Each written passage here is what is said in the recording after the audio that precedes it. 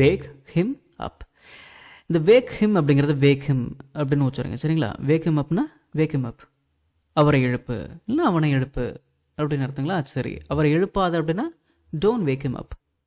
அவனை எழுப்பாத, அவரை எழுப்பாத, don't wake him அப். சரிங்களா? சரி. Ask him. ஆஸ்க் ஹிம்னா அவரை கேளு, இல்லை அவனை கேளு. அவங்ககிட்ட கேட்காத, நீ அவர்கிட்ட கேட்காத, அவர்கிட்ட கேட்டுக்கிட்டு தொலைச்சிடாத. Don't ask him. Don't ask ஹிம்னா அவன்கிட்ட கேட்காத, அவர்கிட்ட கேட்காத. சரி. ரன்னுனா ஓடு, டோன்ட் ரன்னுனா ஓடாத. கம்முனா வா, டோன்ட் கம்னா வராத. கோதேர்னா அங்கே போ, டோன்ட் கோதேர்னா அங்கே போகாத. ஒரு செயலை செய்யி, ஒரு செயலை செய்யாத. இதை நம்ம பார்த்துட்டோம் இல்லைங்களா?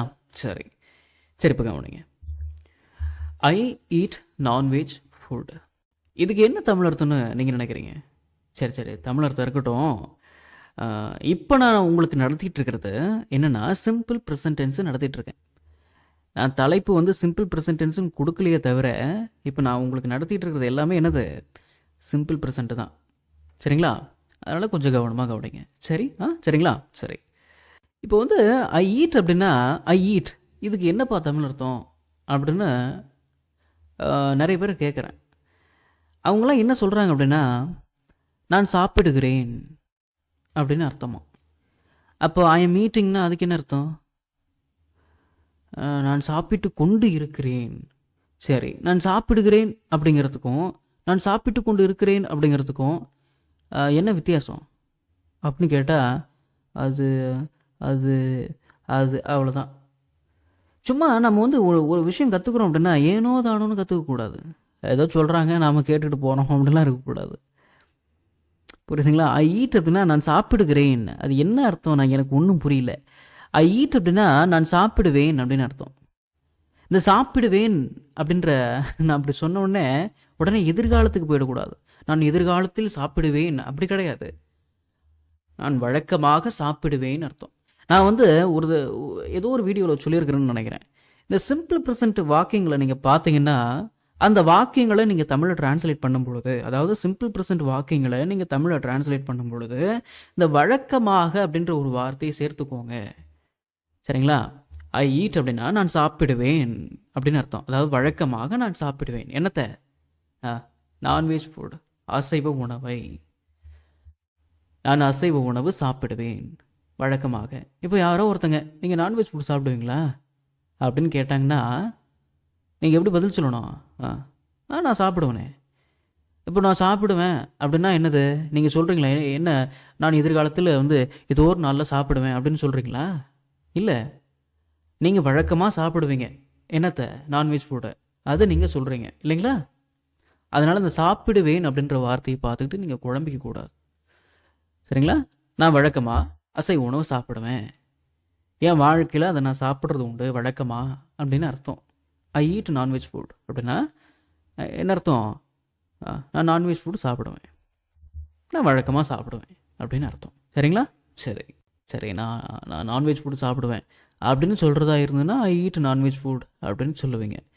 நான் சாப்பிட மாட்டேன், நான் நான்வெஜ் ஃபுட் சாப்பிட மாட்டேன் அப்படின்னு சொல்கிறதா இருந்ததுன்னா எப்படி சொல்லுவீங்க? என்ன பெரிய விஷயம், இந்த டோன்ட்டுன்ற வார்த்தையை நான் சேர்த்து பேசுவேன் அப்படிங்கிறீங்களா? சரி. I don't eat non veg food அப்படின்னா நான் அசைவ உணவு சாப்பிடுவதில்லை, அதெல்லாம் என் வாழ்க்கையில் நான் சாப்பிட்டதே இல்லை, அந்த சாப்பிட்ற பழக்கமே எனக்கு இல்லை. அந்த பழக்கம்னு ஒரு வார்த்தையை சொன்னோடனே என்ன பழக்கம்னா அது வேற ஒன்று தானே, வேற ஒரு வார்த்தை வருமே அப்படிலாம் கேட்கக்கூடாது. நான் உங்களுக்கு புரியுங்கிறதுக்காக இதெல்லாம் சொல்கிறேன். அதாவது நீங்கள் வந்து நான் அசைவ உணவு, ஐயோ நான் வந்து நான்வெஜ் ஃபுட்டெலாம் சாப்பிட்றதே இல்லைங்க, ஐயோ அதெல்லாம் சாப்பிடவே மாட்டேன், கருமாந்திரம் ஷேக்.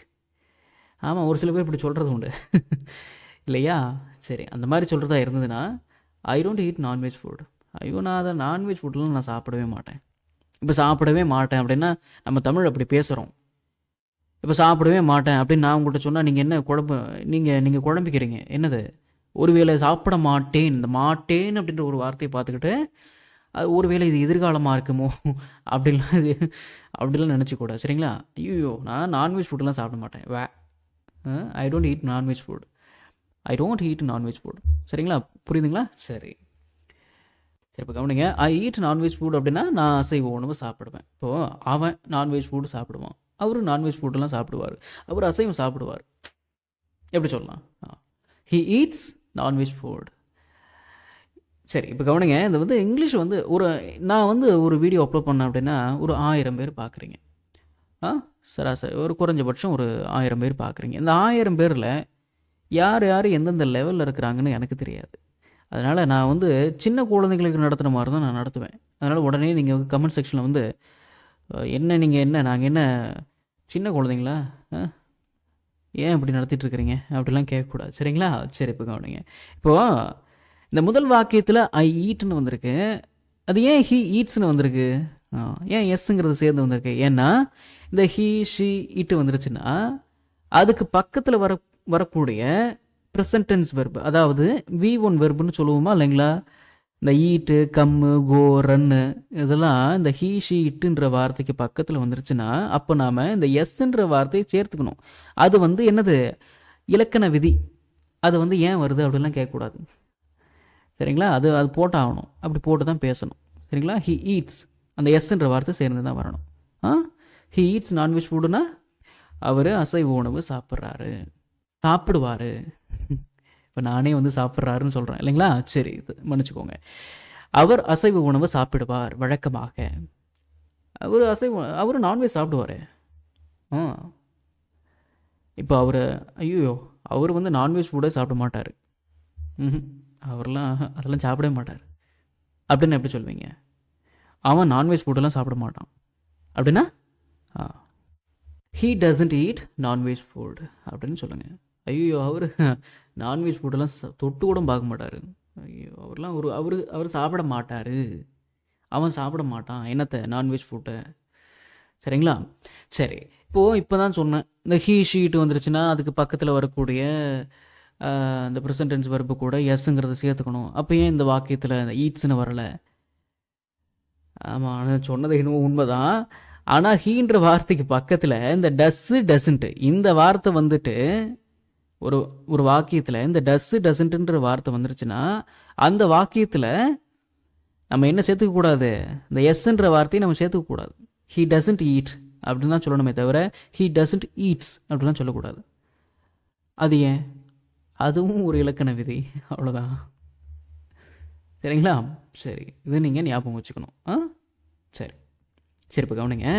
டோன்ட்னாலும் டசன்ட்னாலும் ரெண்டுத்துக்கும் ஒரே அர்த்தம் தான். ஆனால் ஐ வி யூ தே இந்த வார்த்தைங்க வந்துருச்சுன்னா அந்த வாக்கியத்தில் நம்ம டூ டோன்ட் இந்த வார்த்தையை தான் நம்ம பயன்படுத்தணும்.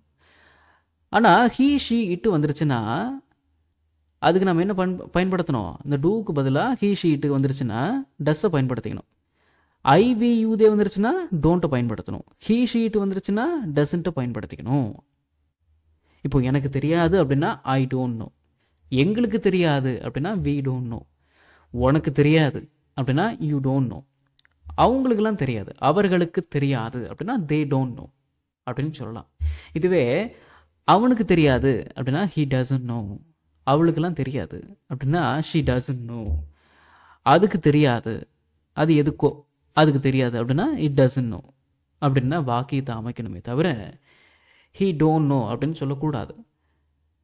இருந்தாலும் போகிற போக்கில் ஹீ டோன்ட் நோ அப்படின்னு வந்துருச்சுன்னா பேசும்போது அது ஒரு பெரிய பிரச்சனையெல்லாம் பார்க்காதீங்க. சரிங்களா? இதுதான் வாக்கியத்தை அமைக்கிற முறை. இதை நீங்கள் மனசில் வச்சுக்கணும். சரிங்களா? சரி, நீங்கள் காஃபி சாப்பிடுவீங்களா? நீங்கள் காஃபி சாப்பிடுவீங்களா கேட்போமா இல்லைங்களா? எப்படி கேட்கலாம்? Do you drink coffee? Do you drink coffee? நீங்கள் காஃபி சாப்பிடுவீங்களா அப்படின்னு அர்த்தம். இப்போது நீங்கள் காஃபி சாப்பிடுவீங்களா அப்படின்னா டூ யூ ட்ரிங்க் காஃபி. இப்போ அவர் காஃபி சாப்பிடுவாரா அப்படின்னு எப்படி கேட்கலாம்? இந்த ஹீ ஷீட் வந்துருச்சுன்னா டூவை பயன்படுத்தலாம் கேள்வி கேட்கக்கூடாது, டஸ் வந்துடணும். சரிங்களா? Does he drink coffee? Does he drink coffee? இந்த டஸ் ஹி அப்படிங்கிறத டஸ் ஹி அப்படின்னு சரிங்க. சரிங்களா? Does he drink coffee? அவர் காஃபி சாப்பிடுவாரா? இப்போ அவங்க அந்த அம்மா அவ காஃபி சாப்பிடுவாளா? காஃபி சாப்பிடுவாங்களா அந்த அம்மா அப்படின்னு கேட்குறதா இருந்தால் எப்படி கேட்பீங்க? என்ன பெரிய விஷயம், இந்த ஹீன்ற வார்த்தையை தூக்கிட்டு ஷீன்ற வார்த்தையை நான் போட்டுக்குவேன் அப்படிங்கிறீங்களா? சரி, டஸ் ஷீ ட்ரிங்க் காஃபி? அந்த அம்மா காஃபி சாப்பிடுவாங்களா? அந்த பொண்ணு காஃபி சாப்பிடுமா? அவள் காஃபி சாப்பிடுவாளா அப்படின்னு அர்த்தம். புரியுதுங்களா? சரி, இப்போது நீங்கள் காஃபி சாப்பிடுவீங்களா அப்படின்னு கேட்குறதா இருந்ததுன்னா டூ யூ ட்ரிங்க் காஃபி அப்படின்னு கேட்கலாம். நீங்கள் காஃபி சாப்பிட மாட்டீங்களா? ஐயையோ, இது எப்படி கேட்கலாம்? டூ யூ ட்ரிங்க் காஃபின்னா நீங்கள் காஃபி சாப்பிடுவீங்களா? Don't you drink coffee? Don't you drink coffee? நீங்கள் காஃபி சாப்பிட மாட்டீங்களா? Don't you drink coffee? புரியுதுங்களா? சரி, நீங்கள் காஃபி சாப்பிட மாட்டீங்களா? நீங்கள் காஃபி சாப்பிட மாட்டீங்களா அப்படின்னு கேட்குறதா இருந்ததுன்னா எப்படி கேட்பீங்க? Don't you drink coffee. சரி, அவர் காஃபி சாப்பிட மாட்டாரா? எப்படி கேட்கலாம்? அவர் காஃபி சாப்பிட மாட்டாரு, அவர் காஃபி சாப்பிட மாட்டாரா எப்படி கேட்கலாம்? Doesn't he drink coffee? Doesn't he drink coffee? அவர் காஃபி சாப்பிட மாட்டாரா? புரியுதுங்களா? சரி, உனக்கு இந்த புத்தகம் தேவையா? Do you need this book? Do you நீடுனா உனக்கு தேவையா? திஸ் புக், இந்த புத்தகம் உனக்கு தேவையா? உனக்கு சரி, உனக்கு இந்த புத்தகம் தேவையானா do you need this book? அவளுக்கு இந்த புத்தகம் தேவையாம்மா? அவளுக்கு இந்த புக்கு தேவையாம்மா? எப்படி கேட்கலாம்? இப்போ டஸ் வரணும் இல்லைங்களா? Does she NEET this book? Does she NEET this book? அவளுக்கு இந்த புத்தகம் தேவையாம்மா அப்படின்னு அர்த்தம். சரிங்களா? சரி, உனக்கு இந்த புத்தகம் தேவையில்லையா? இப்போ உனக்கு இந்த புத்தகம் தேவையா அப்படின்னு கேட்குறதா இருந்தா எப்படி கேட்பீங்க? Do you need this book அப்படின்னு கேட்பீங்க. உனக்கு இந்த புத்தகம் தேவையில்லை? Don't you need this book? Don't you need this book? இந்த புத்தகம் உனக்கு தேவையில்லையா? சரி, அவளுக்கு இந்த புத்தகம் தேவையில்லையா? அவளுக்கு இந்த புத்தகம் தேவையில்லையாம்மா? எப்படி கேட்கலாம்? Doesn't she NEET this book? Doesn't she NEET this book? அவளுக்கு இந்த புத்தகம் தேவையில்லையாம்மா? புரியுதுங்களா? சரி சரி, இப்போ கவனிங்க, நீங்கள் காஃபி சாப்பிடுவீங்களா அப்படின்னு எப்படிங்க கேட்கலாம்? இப்போ தானே பார்த்தோம், டூ யூ ட்ரிங்க் காஃபி இதானே? சரி, இப்போ இந்த கேள்வியை உங்களை பார்த்து யாரோ ஒருத்தங்க கேட்குறாங்க அப்படின்னு வச்சுக்குவோம். இதுக்கு நீங்கள் பதில் சொல்லணுமா இல்லைங்களா? கண்டிப்பாக சொல்லி ஆகணும் இல்லையா? எப்படி சொல்லலாம்? ஆமாவா இல்லையான்னு சொல்லணும். Do you drink coffee? நீங்கள் வெறுமனே நீங்கள் காஃபி சாப்பிடுவீங்க அப்படின்னா எஸ்ன்னு சொல்லுங்கள். இல்லை நான் சாப்பிட மாட்டேன் அப்படின்னா நோன்னு சொல்லுங்கள். ஆனால் ஒரு சில பேர் பதில் இப்படி சொல்லுவாங்க, டூ யூ ட்ரிங்க் காஃபி அப்படின்னு கேள்வி கேட்டதும் நான் சாப்பிடுவேனே அப்படின்னு சொல்கிறதா இருந்ததுன்னா எஸ் ஐ டூ அப்படின்னு சொல்லுவாங்க. இப்போது இந்த வாக்கியத்தில் இருக்கிற இந்த ஐ டூ அப்படின்ற வார்த்தையை நீங்கள் அப்படியே டிரான்ஸ்லேட்லாம் பண்ணக்கூடாது. இப்போது நாம் எப்படி வந்து எஸ்ன்னு சொல்கிறோமோ அந்த மாதிரி இங்கிலீஷ்காரன் எப்படி பேசுவான்? எஸ் ஐ டூன்னு சொல்லுவான். நாம் எப்படி வெறுமனே எஸ்ன்னு சொல்கிறோமோ அதே அர்த்தம் தான் இதுக்கும். அவன் வந்து இந்த ஐ டூ அப்படின்ற வார்த்தையை சேர்த்து பேசுவான், மற்றெல்லாம் ஒன்றும் கிடையாது. டூன்ற வார்த்தையை பயன்படுத்தி கேள்வி கேட்டிங்கன்னா பாசிட்டிவான பதில் சொல்லான் அவன் வந்து, அதாவது இங்கிலீஷ்காரன் பாசிட்டிவான பதில் சொல்கிறான் அப்படின்னா எஸ் ஐ டூன்னு சொல்லுவான். இல்லை நெகட்டிவான பதில் சொல்கிறான் அப்படின்னா நோ ஐ டோன்ட் அப்படின்னு சொல்லுவான். நாம் வந்து எப்படி எஸ் நோன்னு சொல்கிறோமோ அந்த மாதிரி இங்கிலீஷ்காரங்க எப்படி பேசுவாங்க? எஸ் ஐ டூன்னு சொல்லுவாங்க. நோன்ற வார்த்தைக்கு பக்கத்தில் அப்படியே முடிக்காமல் நோ ஐ டோன்ட்னு சொல்லுவாங்க. மற்றதெல்லாம் ஒன்றும் கிடையாது. இந்த டூன்ற வார்த்தையை பயன்படுத்தி கேள்வி கேட்டால் மட்டும்தான் இந்த மாதிரி. சரிங்களா? டூ யூ ட்ரிங்க் காஃபி அப்படின்னா நாம் எப்படி பேசுவோம்? குடிப்பனே அப்படின்னு சொல்கிறதா இருந்ததுன்னா எஸ்ன்னு சொல்லுவோம், இல்லைனா நோன்னு சொல்லுவோம். ஆனால் இங்கிலீஷ்காரன் எப்படி பேசுவான்? எஸ் ஐ டூன்னு சொல்லுவான். நோ ஐ டோன்ட், இல்லை நான் மாட்டேன், இல்லை நான் குடிக்க மாட்டேன், நோ ஐ டோன்ட். புரியுதுங்களா? இதெல்லாம் நான் உங்களுக்கு ஏன் நடத்தினேன் அப்படின்னா, ஒரு சில பேர் இந்த மாதிரி பேசுனாங்கன்னா அது உங்களுக்கு அர்த்தம் தெரியணுமா வேணாமா? அப்போ அந்த நேரத்தில் நீங்கள் உட்காந்து டிரான்ஸ்லேட்லாம் பண்ணிட்டு இருக்கக்கூடாது. அவங்க வந்து இந்த மாதிரி பதில் சொல்லுவாங்க, அதை நீங்கள் தெரிஞ்சு வச்சுக்கணும். சரிங்களா? சரி, ஆனால் நாம் வந்து இப்படிலாம் பேச வேண்டாம். டூ யூ ட்ரிங்க் காஃபி அப்படின்னு யாரோ ஒருத்தங்க நமக்கு கேள்வி கேட்டாங்கன்னா ஒன்று எஸ்ன்னு சொல்லுங்கள், இல்லை நோன்னு சொல்லுங்கள், இல்லைனா இப்படி கூட நீங்கள் சொல்லிக்கோங்க. Yes I drink coffee. Yes I drink coffee. நான் காஃபி சாப்பிடுவேங்க. இல்லை நான் காஃபிலாம் சாப்பிட மாட்டேன். No I don't drink coffee. புரியுதுங்களா? சரி சரி, இப்போ கவனிங்க. நீங்கள் புகைப்பிடிப்பீர்களா? அதாவது நீங்கள் சிகரெட் பிடிப்பீங்களா? நீங்கள் ஸ்மோக் பண்ணுவீங்களா அப்படின்னு அர்த்தம். சரிங்களா? டூ யூ ஸ்மோக் அப்படின்னா நீங்கள் ஸ்மோக் பண்ணுவீங்களா, நீங்கள் சிகரெட் பிடிப்பீங்களா அப்படின்னு அர்த்தம். சரி, இதுக்கு பதில் சொல்கிறதா இருந்ததுன்னா நீங்கள் எஸ்ன்னு சொல்லுங்கள், இல்லை நோன்னு சொல்லுங்கள். பிடிக்கிறதா இருந்ததுன்னா சிகரெட் பிடிக்கிறீங்க அப்படின்னா எஸ்ன்னு சொல்லுங்கள், இல்லை நோன்னு சொல்லுங்கள். ஆனால் வந்து இங்கிலீஷ்காரங்க எப்படி பேசுவாங்க? எஸ் ஐ டூ அப்படின்னு சொல்லுவாங்க. இல்லை நான் சிகரெட்லாம் பிடிக்கிறதில்ல அப்படின்னா நோ ஐ டோன்ட், இல்லை நான் மாட்டேன் அப்படின்னு அர்த்தம். சரிங்களா? அந்த மாதிரி பதில் சொல்லுவாங்க. ஆனால் நீங்கள் வந்து நாம் வந்து எப்படி பேசிக்கலாம்? எஸ்ன்னு சொல்லலாம், இல்லை நோன்னு சொல்லலாம், இல்லை இது இப்படி கூட பேசிக்கலாம். எஸ் ஐ ஸ்மோக், நான் ஸ்மோக் பண்ணுவேங்க. இல்லை அப்படின்னா நோ ஐ டோன்ட் ஸ்மோக். சரிங்களா? சரி. அவள் ஆங்கிலம் பேசுவாளா? அந்த பொண்ணு இங்கிலீஷ் பேசுமா? அந்த அம்மா இங்கிலீஷ் பேசுவாங்களா? எப்படி கேட்கலாம்? Does she speak English? Does she speak English?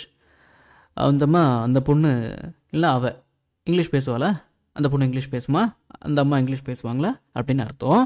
சரி, இப்போது இந்த கேள்விக்கு உங்களுக்கு பதில் தெரிஞ்சதுன்னா அவங்க பேசுவாங்களே அப்படின்னு சொல்கிறதா இருந்ததுன்னா எஸ்ன்னு சொல்லுங்கள். இல்லை அவங்க பேச மாட்டாங்க அப்படின்னா நோன்னு சொல்லுங்கள். ஆனால் இங்கிலீஷ்காரங்க எப்படி பேசுவாங்க? எஸ் ஷீ டஸ் அப்படின்னு பேசுவாங்க.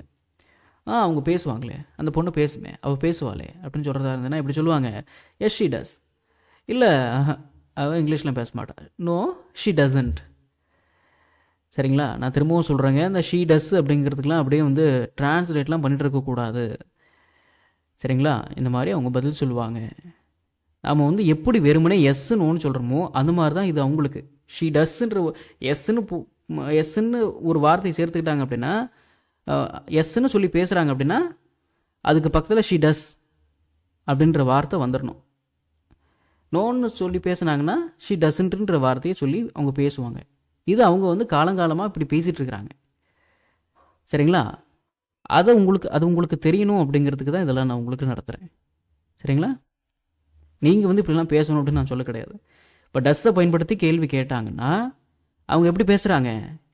எஸ்ன்னு சொல்கிறதா இருந்து நம்ம வந்து எஸ்ன்னு சொல்லுவோம், நோன்னு சொல்லுவோம். அவங்க எப்படி அவங்க வந்து என்ன பேசுகிறாங்க? எப்படி பேசுகிறாங்க? எஸ்ன்னு சொல்லிட்டு ஷி டஸ்ன்ற ஒரு வார்த்தையை சேர்த்துக்கிறாங்க, நோன்னு சொல்லிட்டு ஷி டசன்ட்ன்ற ஒரு வார்த்தையை சேர்த்துக்கிறாங்க. அவ்வளோதான். நான் ரொம்ப வந்து வளவலன்னு பேசுகிற மாதிரி இருக்குது. உங்களுக்கு புரியணும் அப்படிங்கிறதுக்கு தான் இவ்வளோ தூரம் இப்படிலாம் பேசிகிட்டு இருக்கேன். சரிங்களா? சரி. இப்போ நாம் வந்து இப்படிலாம் பேச வேண்டாம். இப்படி பேசுகிறாங்கன்னு நம்ம தெரிஞ்சு வச்சுக்குவோம். நாம் வந்து இப்படியே பேசுவோம்.